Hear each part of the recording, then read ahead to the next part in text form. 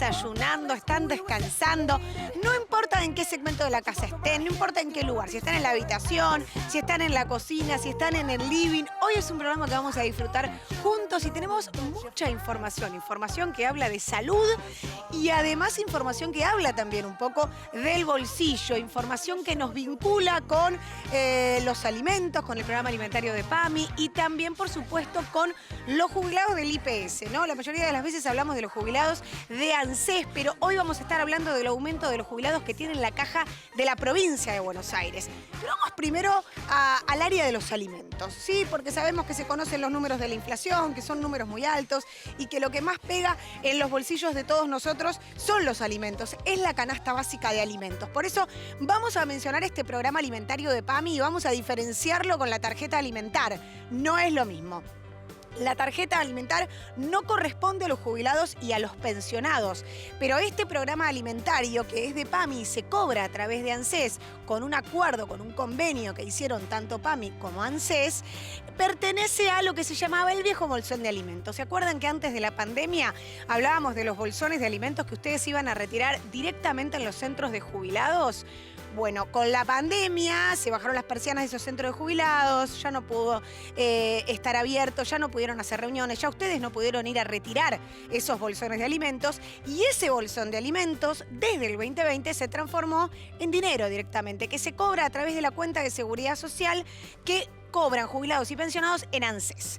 De ese programa alimentario estoy hablando en este momento y no de la tarjeta alimentar, porque siempre genera mucha confusión estos dos puntos. Bueno, ¿quiénes son los jubilados que cobran este programa alimentario? Mayores de 80 años de manera automática, que no tengan y que no cobren más de un haber mínimo y medio, ¿sí? Ese es el punto entonces que ustedes tienen que tener en cuenta. ¿Cuánto van a cobrar? 10.000 pesos. Mirá, lo vamos a compartir acá en esta placa. 10.000 pesos. Abarca a 1 millón de afiliados. ¿Quiénes son este millón de afiliados? Los que te mencioné.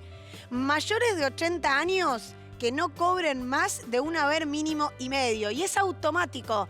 No te anotás en ANSES, no te anotás en PAMI, no te mandan mensajes, no te contactan por Facebook, no te golpean la puerta de tu casa, no te llaman, no nada. Es automático directamente, ¿sí? Con lo cual, 10.000 pesos para 1 millón de afiliados. ¿Cuánto tiempo abarca este programa alimentario? Es trimestral. Con lo cual, estos 10.000 pesos van a abarcar el mes de mayo, de junio y también de julio.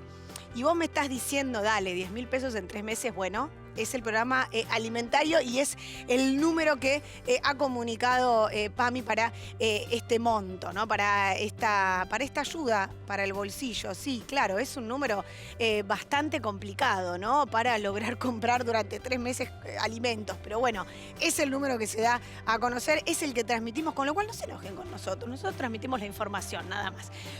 ¿Este número es un número así, pum, redondo, exacto? Bueno, depende de la zona geográfica, porque depende del lugar del país en el que vos vivas, podés recibir este monto o un poco más. Va a depender de tu situación económica, va a depender de tu conformación familiar y de la zona geográfica en la que te encuentres. El cronograma de pagos ya comenzó el día 9 de mayo. Lo vamos a estar repasando un poquito. Mirá, jubilados y pensionados que cobran hasta 65.942 pesos ya cobraron. Los DNI que terminan en 0 el martes 9, los que terminan en 1 el miércoles 10, los que terminan en 12 el jueves 11. El viernes 12 cobraron los DNI que terminan en 3. Y mañana, el lunes 15, cobran los DNI que terminan en 4. El 16 los que terminan en 5. El 17 los que terminan en 6. El 18 en 7. El 19 en 8. Y finalmente el 22 en 9. Y los jubilados y pensionados que cobren más de 65.900 pesos van a comenzar a cobrar los siguientes días y doble número de DNI para cada uno de esos días. Mirá. El martes 23, los que terminan en 0 y 1. El miércoles 24, los que terminan en 2 y 3. Jueves 25, feriado nacional. Viernes 26, feriado puente. Y lunes 29 continúa el cronograma de pagos. Con lo cual el 4 y 5 es el lunes y continúan así hasta el final del mes. Muy importante esos números, ¿no? Sobre todo para aliviar un poquitito los bolsillos en lo que tenga que ver con los alimentos, ¿no? Así que a tener en cuenta que también puedes ingresar a nuestras redes sociales y poder repetir, entonces ir pausando estos cronogramas que nosotros compartimos con ustedes, que quizás los decimos así, pum, pum, pum, muy rápido. Y ustedes quieren ir más tranquilos, ¿no? Y uno muchas veces quiere ir más tranquilo y a veces no podemos ir más tranquilos. A veces la ansiedad, a veces la angustia, a veces las emociones nos hacen ir así como muy rápido, volando. Y nos olvidamos un poco, ¿no? De nuestro corazoncito. ¿Lo estamos cuidando? O nos aparecen ciertos síntomas que dejamos de lado y cuando aparece un síntoma muy fuerte y recién nos asustamos. Bueno, de esto vamos a estar hablando con el doctor Alberto Alves de Lima. Él es cardiólogo y además es el director del ICVA, del Instituto Cardiológico. Ahí está, muy bien, nombramos todo. Yo sé que igual la gente digo ICVA y rápidamente todos saben que es el Instituto Cardiológico de Buenos Aires. Pero bueno, igualmente lo mencionamos. Doc, muchas gracias por haber venido. A vos, Paula, por la posibilidad de poder compartir con vos el programa, que ya le hemos hecho en otras Sí, oportunidades. ya sos como un amigo, el doc de la casa ya prácticamente, el cardiólogo acá de conexión. Buenísimo. Bueno, ¿cómo nos aparecen estos síntomas? Y vamos a ir por el principio. ¿Qué es un infarto? Bueno, el infarto es la lesión que tiene el músculo cardíaco como consecuencia de la obstrucción de una de las arterias que irrigan ese sector. Si llamamos al músculo como si fuera digamos, el jardín de casa, cuando decimos que un infarto es que se obstruye el caño de riego de ese sector del jardín. Entonces, cuando eso ocurre, el sector, en este caso el músculo cardíaco, se empieza a debilitar y termina muriendo las células y perdiendo la funcionalidad como bomba de contracción. Así que acá, y tomando este tema clave, que es el tema del tiempo. Porque el tiempo en infarto es vida.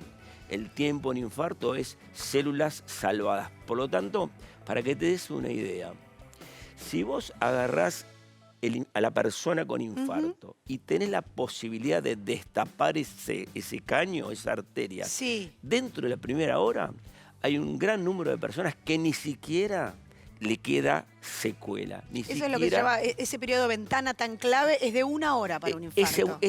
Mira, el periodo de ventana, por supuesto, hasta las 12 horas seguimos interviniendo. Claro. Absolutamente. Pero obviamente si lo agarramos en la primera hora, es genial. La primera 60, 90 minutos. Es decir, cuanto antes es mejor. Nunca esperaríamos nada, así que diríamos, cuanto antes mejor, entre los 60, entre los 90 y 60 minutos, el éxito de la reperfusión es muy importante, porque el riesgo de infarto está el día de que tenés el infarto y que te puede matar, digamos, por arritmias o por la extensión.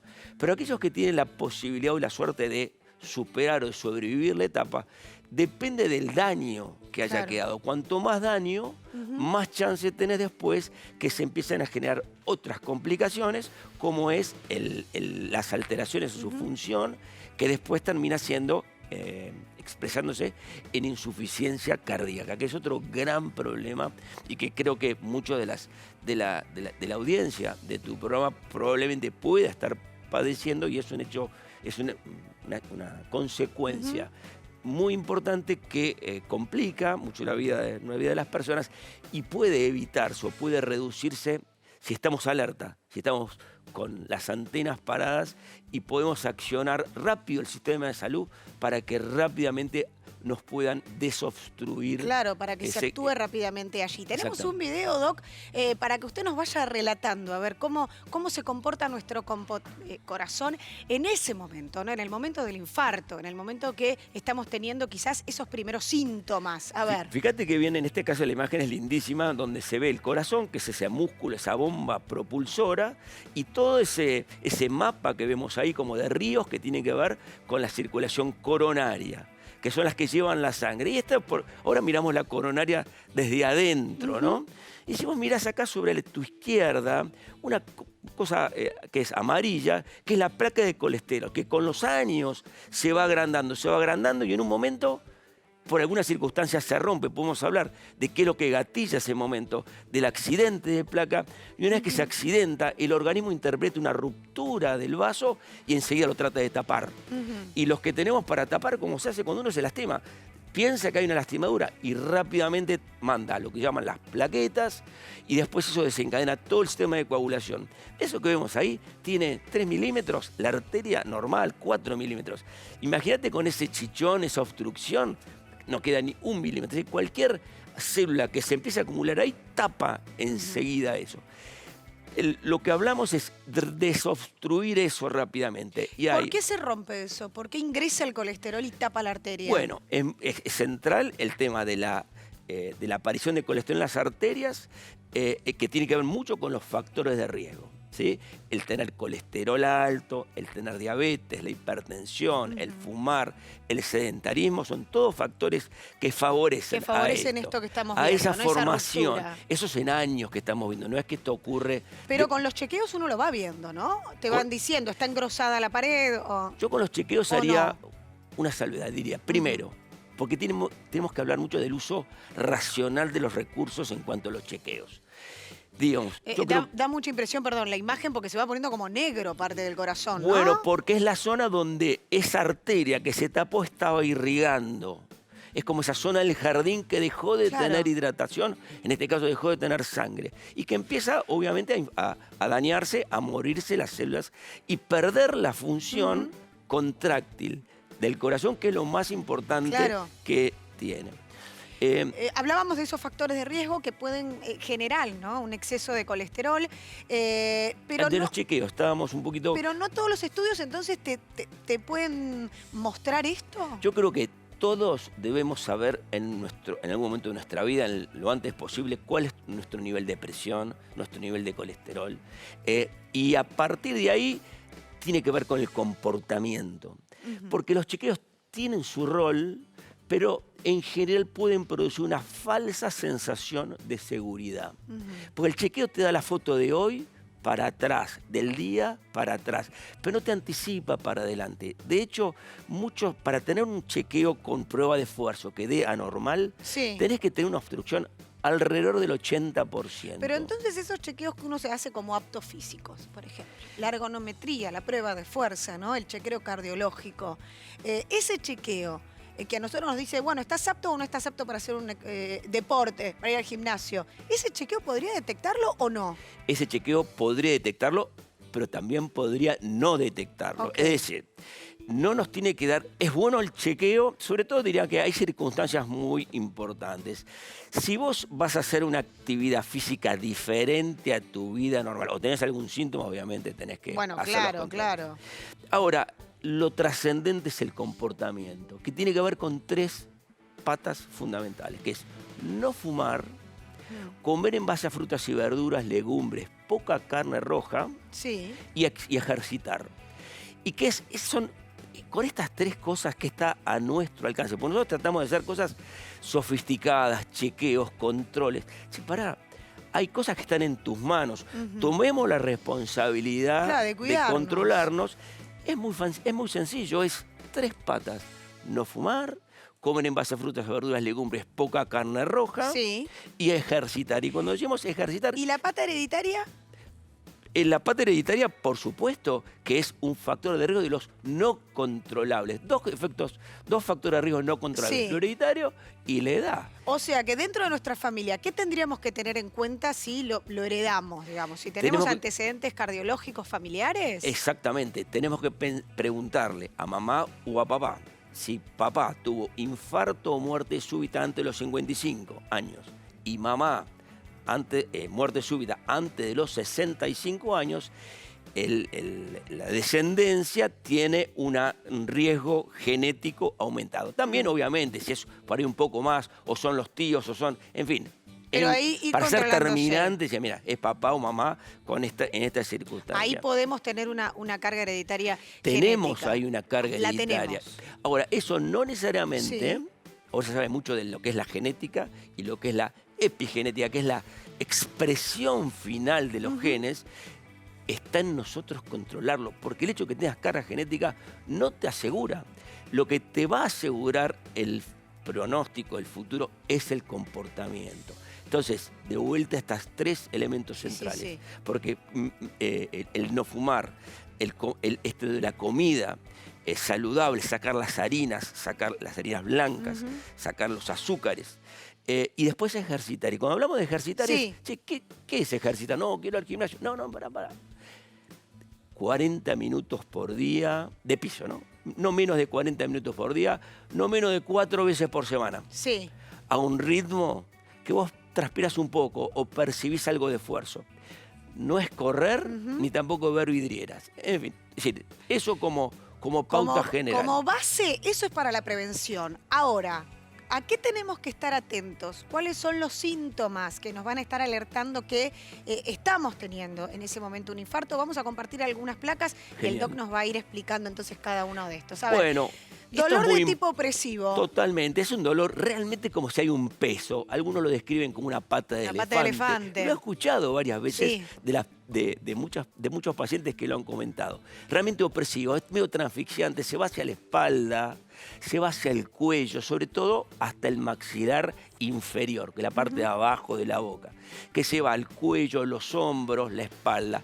Brazos, sobre todo la cara interna, en particular del brazo izquierdo. Ok. Pero pueden ser de los dos brazos. Puede ser del...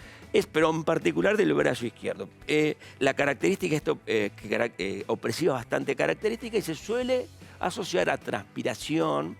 ¿Falta el aire? Podría faltar el aire, dependiendo muchas veces del tamaño y de la magnitud. Claro. Puede inclusive acompañarse con falta de aire. Ahí es clave activar el sistema de emergencias. Rápidamente.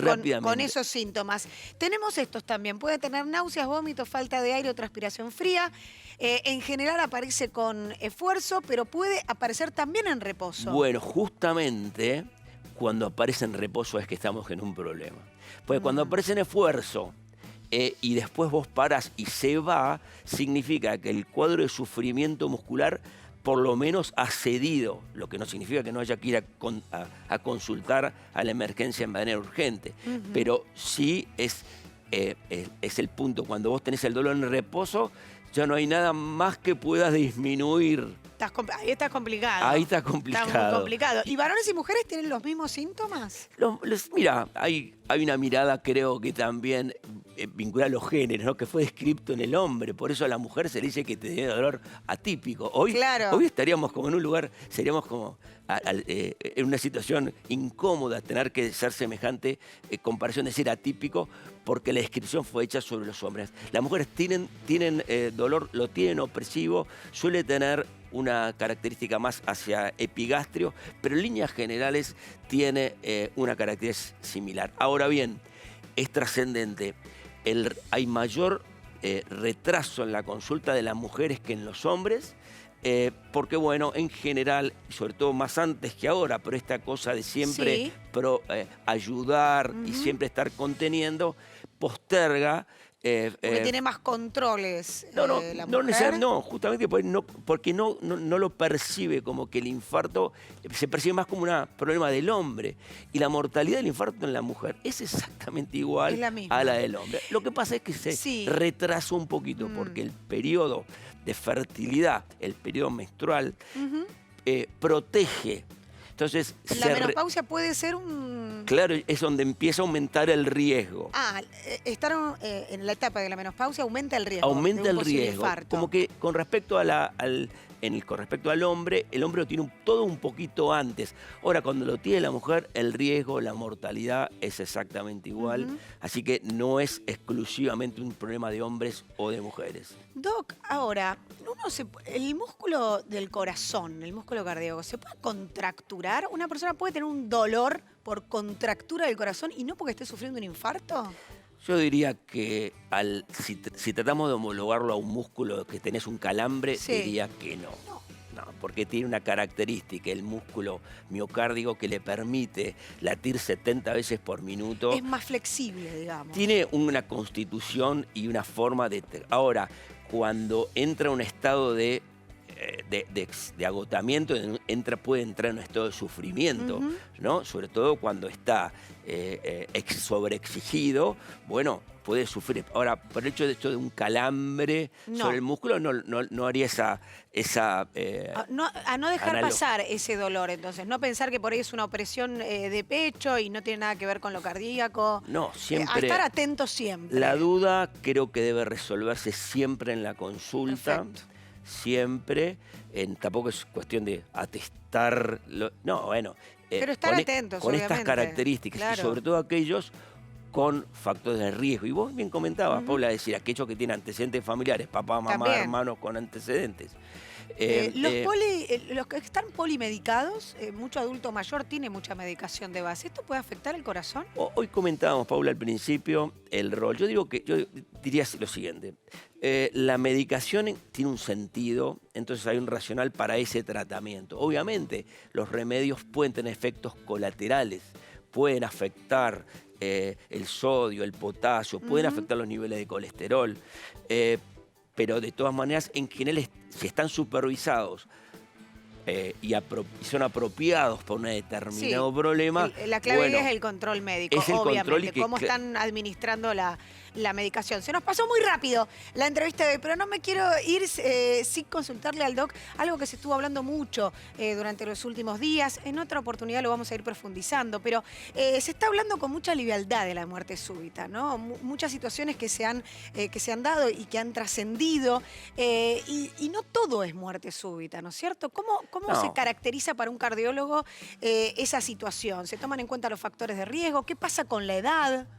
Siempre tenemos que poner un marco de referencia, es decir, definamos primero a qué nos referimos como muerte súbita. En la realidad es que la muerte súbita es la muerte repentina, ocurre dentro de la primera hora, pongámosle, de aparición súbita, de los porque era algo síntomas. que no te esperabas, No que el te paciente no estaba esperabas, internado, exacto. no estaba enfermo. Exacto. Entonces, diría que si tenés menos de 35 años, la causa en general es un problema del músculo cardíaco asociado a un problema intrínseco del músculo, a lo que nosotros llamamos miocardiopatías, hipertrofia, cualquier cuestión vinculada al músculo, porque como que de fábrica vino con algún defecto. Claro, ahí tenías algún problema. Pero después de los 35, Ya te ahí buscaste el la problema. causa es mucho más frecuente, Claro. que sea de causa coronaria, como la que vimos en este video, Claro, como el que estamos donde viendo. hay proceso de aterosclerosis arterial que va progresando y en un momento se produce eso que viste ahí, que es el famoso accidente de placa, exposición de colesterol al torrente y la rápida búsqueda de tapar esa ruptura, pero que termina complicando porque tapa la arteria en su totalidad y afecta la circulación de un sector del corazón. A mayor sector, mayor es el problema. Claro, más o sea, cuanto complicado más aún. la obstrucción se ocurre más en el origen, más que nosotros llamamos proximal, más próximo a su origen, es mucho peor. Doc, muchísimas gracias por haber venido a Conexión. Lo vamos a volver a llamar, esperemos, porque la agenda del doctor es muy complicada, pero siempre nos hace ahí un lugarcito. Muchas gracias. Sí, a vos, Paula, y muchísimas gracias siempre por la oportunidad y a disposición. Hacemos un muy breve corte y ya volvemos con más info acá en Conexión.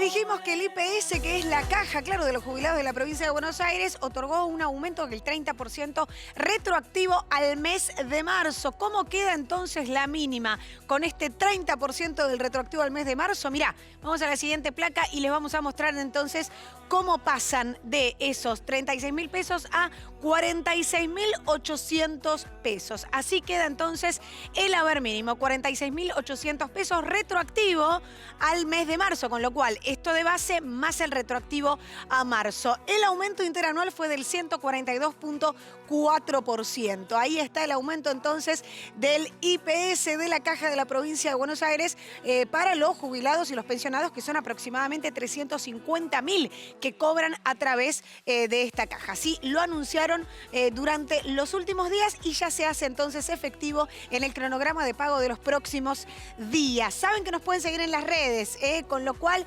ingresen a Conexión Jubilados, al Facebook, a nuestros Instagram personales, por supuesto, también a nuestro canal de YouTube, donde ustedes quieran, y seguimos compartiendo historias e información. Que tengan un hermoso final de fin de. Nos vemos el próximo domingo a las 10 de la mañana.